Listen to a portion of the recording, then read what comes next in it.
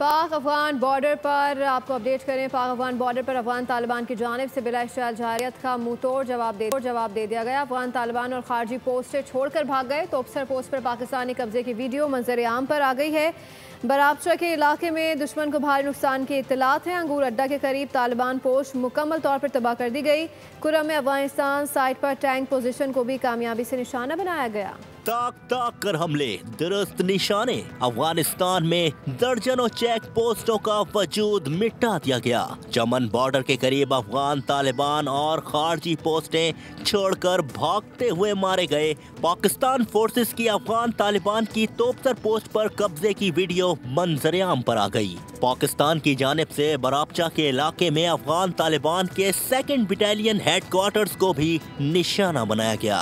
उधर अंगूर अड्डा के सामने तालिबान फोर्सेस की पोस्ट भी मुकम्मल तबाह कर दी गई। कुर्म के करीब तालिबान की टैंक पोजीशन को भी कामयाबी से निशाना बनाया गया।